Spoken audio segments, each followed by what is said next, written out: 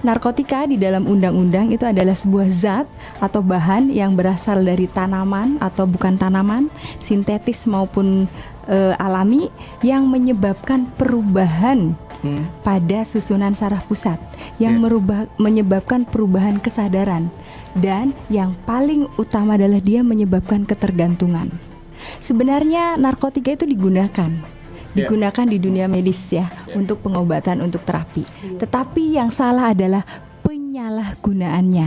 Karena orang Indonesia itu udah disalahgunakan. Jadi kalau secara legal dia boleh digunakan di dalam dunia medis dengan aturan tertentu. Dengan gangguan dari narkoba ini, dari kesehatan itu dapat menyebabkan gangguan fungsi pernapasan. Yang kedua, gangguan fungsi jantung. Ketiga, akan gangguan dari fungsi pencernaan.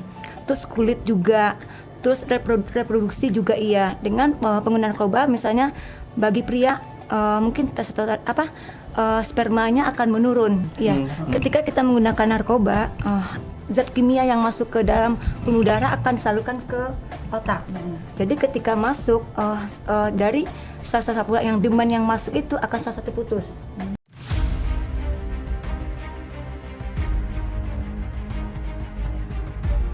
Bahaya heroin pada tubuh. Heroin yang merupakan narkoba yang masuk ke golongan 1 ini merupakan narkoba yang tercipta dari getah tanaman Papaver somniferum. Getahnya ini mempunyai nama opium, candu atau madat. Getah ini merupakan bahan utama dalam membuat heroin. Afghanistan dan Myanmar merupakan penghasil terbesar getah opium. Ketika sudah diolah menjadi narkoba, heroin mempunyai bentuk murni berwarna putih. Akan tetapi, sering juga ditemukan dengan warna abu-abu sedikit kemerahan, coklat, ataupun merah yang disebabkan adanya penggunaan bahan adiktif dalam proses pencernaannya. Heroin memberikan sensasi melayang, membuat penggunanya menjadi ekstrovert dan mudah bergaul. Heroin dapat membuat kecanduan dengan sangat cepat, dan atau gejala putus zatnya sangat menyakitkan. Heroin akan sangat cepat merusak sistem kekebalan tubuh dan secara fisik mengakibatkan seseorang semakin kurus hingga tulang dan pada akhirnya berakhir pada kematian. Sungguh mengerikan bukan? Jadi, jangan gunakan narkoba dan jauhi narkoba ya Besti. Apa itu kokain dan efeknya pada tubuh? Apakah kalian tahu kokain? Kokain yang termasuk ke golongan narkoba jenis stimulan berasal dari tumbuhan koka yang banyak dijumpai di Amerika Selatan seperti Kolombia, Peru, dan Bolivia. Daun koka jika dikunyah secara langsung maka akan memberikan efek relaksasi dan mengurangi kelelahan. Namun, jika sudah diolah menjadi narkoba, kokain memiliki bentuk bubuk atau kristal dan berwarna putih atau transparan. Penggunaan kokain memiliki dampak seperti rasa senang yang berlebihan, sulit untuk tidur, hilangnya nafsu makan, gelisah dan cemas yang berlebihan. Yang sangat berbahayanya lagi, menyebabkan pecahnya pembuluh darah di otak sehingga dapat mengakibatkan stroke. Nah, sangat mengerikan bukan? Jadi, jangan gunakan narkoba dan jauhi narkoba ya Besti. Sabu pada hakikatnya adalah obat yang digunakan untuk merawat pasien dengan penyakit ADHD atau hyperaktif dan narkolepsi. Namun, sabu kadang disalahgunakan. Bentuk sabu yang biasa digunakan oleh pecandu adalah berbentuk serbuk putih. Serbuk putih ini merupakan bentuk halus dari kristal meth. Serbuk tidak berbau, pahit, dan mudah larut. Sabu bekerja dengan meningkatkan dopamin di otak. Dopamin yang meningkat tajam dan melebihi kadar dopamin yang secara natural diproduksi di otak, membuat penggunanya merasakan bahagia. Akhirnya, penggunanya berpotensi untuk menggunakan sabu terus-menerus, bahkan meningkatkan dosisnya. Efek jangka pendek yang mungkin muncul adalah seperti meningkatkan aktivitas fisik, menurunkan nafsu makan, nafas menjadi cepat, detak jantung tidak beraturan, meningkatkan tekanan darah dan suhu tubuh. Sabu atau metafetamin yang dikonsumsi dalam jangka panjang akan memberikan efek fatal bagi tubuh manusia. Metamfetamin membuat seseorang sulit mengambil keputusan, sehingga memicu pengambilan keputusan yang tidak tepat. Penggunaan sabu juga akan mengarahkan orang untuk melakukan hal yang beresiko, seperti seks bebas. Kepada fisik tubuh, sabu-sabu jangka panjang dapat sebabkan kehilangan berat badan, gigi rusak, gatal di seluruh tubuh, perubahan pada fungsi dan struktur otak, dan lain sebagainya. Pecandu sabu harus melakukan rehabilitasi untuk mengembalikan perubahan fungsi dan struktur otak. Belum ada obat khusus yang mampu menangani efek sabu. Perawatan bagi pecandu sejauh ini dilakukan dengan terapi. Apakah Anda atau seseorang yang Anda kenal pernah mengkonsumsi obat-obatan atau zat tertentu dalam waktu yang lama dan kesulitan untuk berhenti? Halo sahabat RSUI, saya Dr. Jubilate Edward Irwanto Tambun, dokter spesialis kedokteran jiwa di RSUI. Hari ini kita akan membahas sakau akibat narkoba atau drug withdrawal syndrome yang merupakan salah satu pengalaman paling menyakitkan yang bisa dialami oleh seseorang yang telah kecanduan. Kondisi ini menunjukkan betapa kuatnya cengkraman zat-zat adiktif terhadap tubuh dan pikiran kita yang merampas kendali bahkan saat kita mencoba untuk bebas.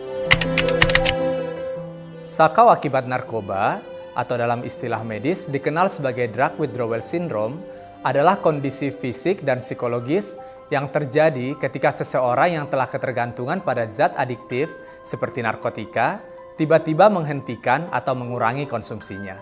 Tubuh yang sudah terbiasa dengan kehadiran zat tersebut bereaksi dengan berbagai gejala menyakitkan dan tidak nyaman karena harus menyesuaikan kembali fungsi-fungsinya tanpa zat yang biasanya memberikan efek tertentu pada sistem saraf pusat. Penyebab utama drug withdrawal syndrome adalah ketergantungan fisik dan psikologis yang terbentuk setelah penggunaan narkoba yang berulang dan berkepanjangan. Zat-zat adiktif seperti opioid, kokain, atau alkohol mengubah fungsi kimia otak, memengaruhi neurotransmitter yang bertanggung jawab atas suasana hati, rasa nyeri, dan sensasi lainnya di tubuh. Ketika konsumsi diberhentikan atau dikurangi secara tiba-tiba, otak dan tubuh kehilangan keseimbangan yang telah diciptakan oleh zat tersebut, memicu reaksi yang dikenal sebagai gejala-gejala sakau, karena tubuh berusaha menyesuaikan diri kembali ke keadaan normal tanpa kehadiran narkoba. Gejala sakau akibat narkoba sangat bervariasi tergantung pada jenis zat yang digunakan, tingkat ketergantungan, dan kondisi fisik individu. Secara umum, gejala sakau dapat berupa tremor atau gemetar, keringat berlebihan, kecemasan, depresi, mual, muntah, diare, nyeri otot, kejang, insomnia, hingga halusinasi. Gejala-gejala ini dapat menyebabkan distres atau gangguan fungsi sosial, pekerjaan, maupun area-area penting dalam kehidupan seseorang. Proses sakau biasanya terdiri dari beberapa fase.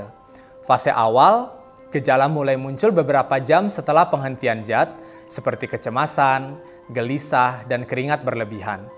Fase ini berlangsung selama beberapa jam hingga 1 hari. Fase puncak, gejala fisik dan emosional mencapai intensitas tertinggi dengan rasa nyeri, kejang, muntah, dan detak jantung yang tidak teratur.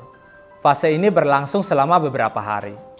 Fase pemulihan, gejala mulai mereda, tetapi penderita mungkin masih mengalami kelelahan, depresi, dan keinginan kuat untuk kembali menggunakan narkoba. Fase ini dapat berlangsung berminggu-minggu hingga berbulan-bulan. Setiap fase membutuhkan perhatian medis yang tepat untuk mengurangi risiko komplikasi dan memastikan keselamatan individu selama proses pemulihan. Diagnosis dilakukan dengan penilaian medis menyeluruh, di mana dokter memeriksa riwayat penggunaan zat, gejala fisik, dan kondisi kesehatan umum. Pemeriksaan ini mencakup pertanyaan tentang jenis narkoba yang digunakan, durasi dan frekuensi penggunaannya, serta kapan penggunaan terakhir dilakukan. Pemeriksaan fisik dilakukan untuk mengidentifikasi tanda-tanda sakau seperti tekanan darah tinggi, detak jantung tidak normal, pupil yang melebar, atau gejala neurologis lainnya. Diagnosis lanjutan dapat melibatkan tes laboratorium seperti tes darah atau urin untuk menilai fungsi organ yang mungkin terpengaruh dan mendeteksi zat adiktif. Pemeriksaan psikologis juga mungkin dilakukan untuk mengevaluasi tingkat ketergantungan serta efek psikologis. seperti kecemasan atau depresi. Dokter dapat menggunakan skala penilaian khusus seperti Clinical Opioid Withdrawal Scale untuk opioid atau Alcohol Withdrawal Scale untuk alkohol, guna mengurangi keparahan gejala dan menentukan pendekatan pengobatan yang paling sesuai. Penanganan sakau akibat narkoba memerlukan pendekatan medis yang terstruktur untuk memastikan keselamatan dan kenyamanan pasien. Detoksifikasi medis seringkali menjadi langkah pertama dilakukan di bawah pengawasan tenaga medis yang siap mengelola gejala yang berat atau berpotensi membahayakan nyawa. Terapi obat-obatan dapat membantu meredakan gejala sakau dan mengurangi keinginan untuk menggunakan narkoba. Selain penanganan medis, dukungan psikologis memainkan peran penting dalam membantu individu yang mengalami sakau akibat narkoba untuk pulih secara holistik. Terapi perilaku kognitif atau CBT adalah salah satu pendekatan yang efektif di mana individu diajarkan untuk mengenali pola pikir negatif yang dapat memicu keinginan untuk menggunakan narkoba dan belajar strategi untuk mengatasinya. Dukungan keluarga juga menjadi faktor krusial dalam proses pemulihan. Keluarga yang penuh perhatian dan memberikan dorongan emosional dapat membantu membangun rasa aman dan motivasi bagi individu yang sedang berjuang melawan kecanduan. Lingkungan yang mendukung seperti komunitas yang sehat dan bebas dari pengaruh narkoba juga sangat penting untuk mencegah kekambuhan dan membantu individu merasa diterima serta didukung. Kombinasi dari dukungan emosional, sosial, dan psikologis ini meningkatkan peluang pemulihan yang berkelanjutan.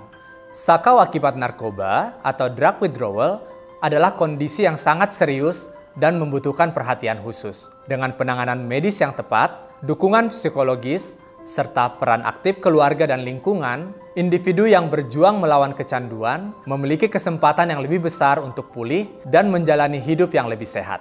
Jika Anda atau orang yang Anda kenal mengalami gejala sakau atau memiliki ketergantungan pada zat adiktif, jangan ragu untuk segera mencari bantuan profesional. Bersama-sama, kita dapat mendukung mereka untuk bangkit kembali dan menciptakan masa depan yang lebih cerah dan bebas dari narkoba. Kita mungkin pernah nonton berita artis yang kena kasus narkoba atau berita tentang anak sekolah yang kecanduan. Ya, meski udah ada banyak larangan deketin narkoba, nyatanya masih ada jutaan kasus penyalahgunaan narkoba di negara kita. Di dunia, lebih gila lagi. Jumlah pecandu narkoba sedunia itu setara satu Indonesia. Tapi pertanyaan besarnya, kenapa masih banyak orang yang tergoda dan emang apa rasanya kecanduan narkoba?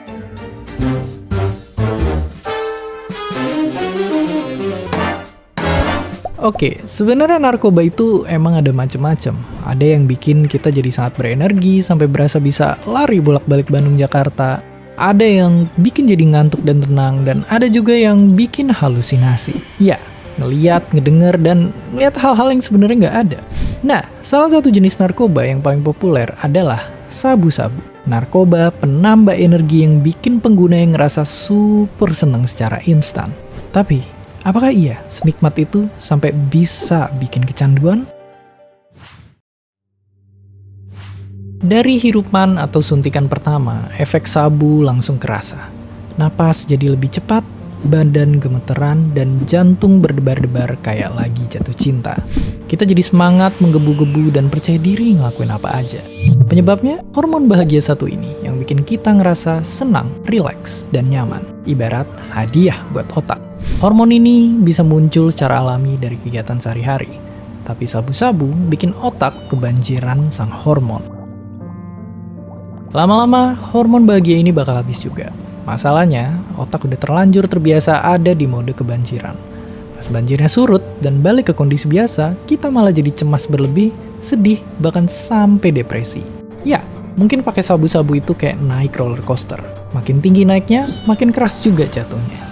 Hidup jadi kerasa hambar dan gak memuaskan.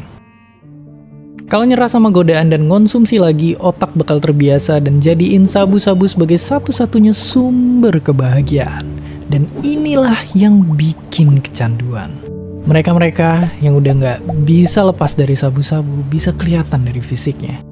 Selain itu mereka juga jadi susah fokus, suka menyendiri dan gampang emosian kayak kita pas tanggal tua. Masalahnya makin parah karena otak jadi nggak bisa nyiptain hormon bahagia sendiri dan bisa perlahan kebal sama efek sabu. Lama-lama jadi butuh lebih banyak, dan lebih banyak lagi sampai nyawa jadi taruhannya. Tapi kalau gitu, gimana caranya berhenti? Kalau udah kecanduan parah, lepas dari jeratan sabu-sabu itu amat sangatlah susah. Awalnya bakal kerasa pusing dan kemampuan pikir menurun. Terus jadi cemas berlebih, depresi, bahkan halusinasi. Tapi susah bukan berarti mustahil, apalagi dengan adanya bantuan dan dukungan yang tepat. Misalnya kayak pemuda ini yang sempat ditangkap polisi gara-gara make sabu. Dia masuk ke pusat rehabilitasi, didampingin konseling, dan akhirnya bisa berhenti. Di Indonesia, pecandu yang ngelapor bisa dapat rehabilitasi gratis, tapi pengedar bisa dihukum mati. Kayak bapak ini yang nekat bangun pabrik sabu dari dalam penjara. Tapi Filipina pernah punya cara yang lebih berdarah. Presidennya waktu itu ngasih izin warganya buat bunuh siapapun yang dicurigain pecandu atau pengedar. Akibatnya, puluhan ribu nyawa hilang, terbunuh di jalanan. Masalahnya, belum tentu juga mereka yang terbunuh adalah yang benar-benar pecandu atau pengedar. Malah banyak diantaranya orang miskin yang tidak bersalah. Tapi kalaupun benar, apakah nyawa mereka layak melayang? Masalah narkoba adalah masalah yang rumit dan berkaitan banyak sama hal lain, termasuk kemiskinan dan pendidikan. Yang pasti, ini semua bukan cuma soal angka. Ada anak yang kehilangan bapaknya, ada ibu yang kehilangan anaknya, ada keluarga yang kehilangan masa depannya. Tapi mungkin kita bisa ikut membantu, karena pemulihan butuh satu komunitas yang peduli. Dan seperti biasa, terima kasih.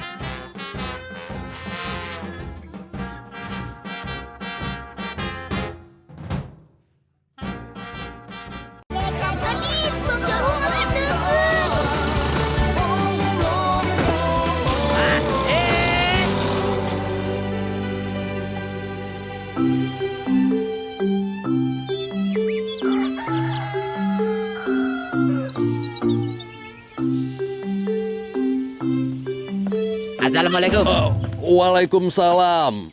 Astagfirullah. Untung aneh kagak punya jantung. Sanip.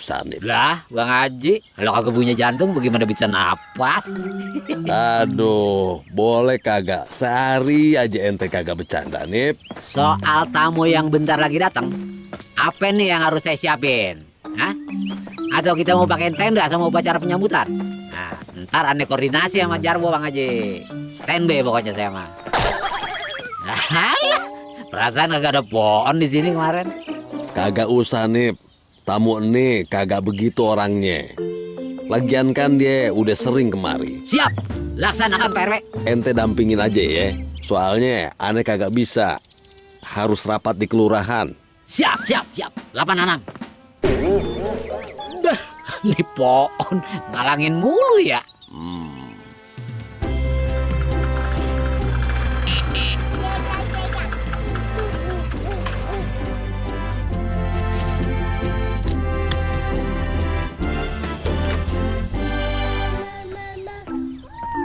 Assalamualaikum. Waalaikumsalam, Bang. Wih, makin gagah aja nih, Bang. Iya dong. Kalau jadi pejuang harus gagah. Kamu masih pelupa, Sur? Alhamdulillah. Cuma lupa bawa dompet aja, Bang. Iya, Bun. Maaf. Kalau sama teman lama, kau tak lupa kan? Wah, kawan Wanas. Ya jelas ingat dong. Kawan lama sudah kayak saudara. Sebentar. Adit mana? Aku kesini cuma mau pamer sama dia. Kalau omnya punya gadget yang canggih. Gak sabar aku ketemu sama dia. Anak-anak sudah menunggu itu di taman kompleks seperti biasa. Mereka sudah siap dengar cerita lagi dari kau. Ya sudah, aku ke taman dulu deh. Tapi jangan lama-lama ya. Saya udah masak makanan kesukaan Abang. Nanti kita sama-sama makan bareng anak-anak juga, Bang. Ya Mir, nanti aku balik lagi ke sini.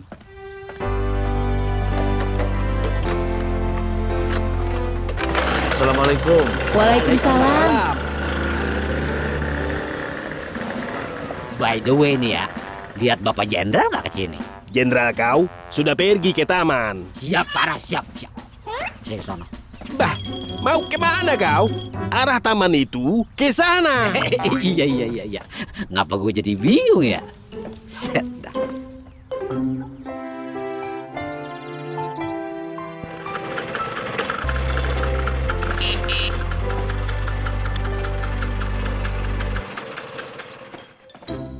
Assalamualaikum Adit. Waalaikumsalam Om Buas.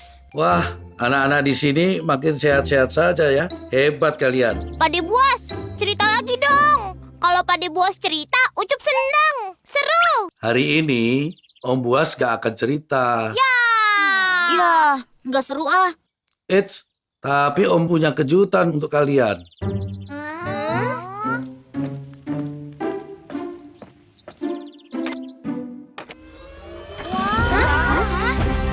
Wah, apa tuh? Keren.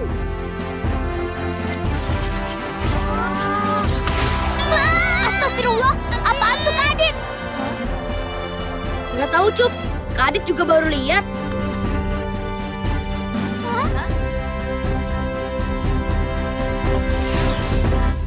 Wah, hebat. Keren. Anak-anak, kenalkan. Ini Kapten Ben. Yeay, halo Kapten Ben, nama saya Ucup. Halo, apa kabar? Gambarnya bisa ngomong.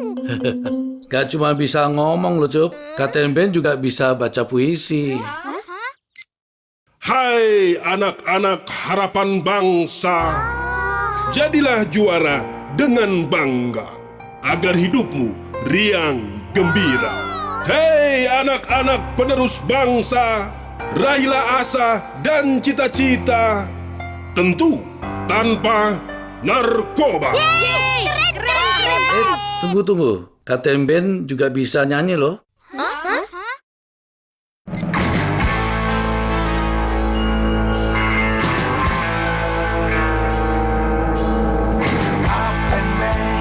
Kapten Ben, kaulah pahlawan sang penumpas narkoba.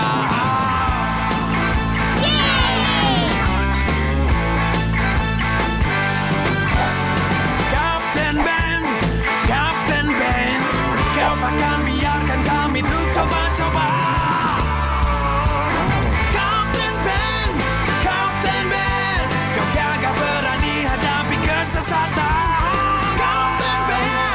Kapten Ben, kaulah penyelamat kami generasi bangsa. Kapten Ben.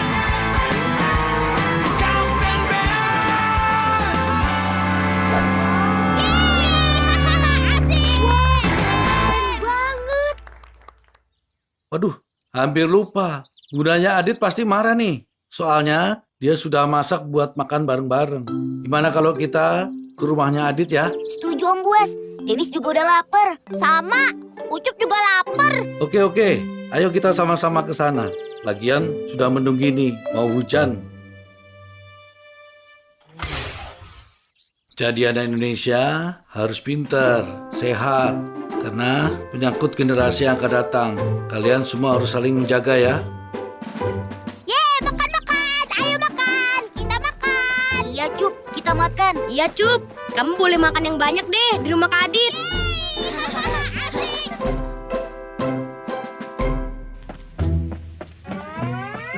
Lah, katanya di taman komplek. Ngapa pada kagak ada ya? Cuma motor doang.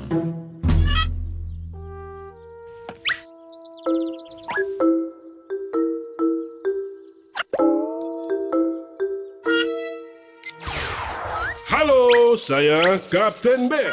Walah, ada Han.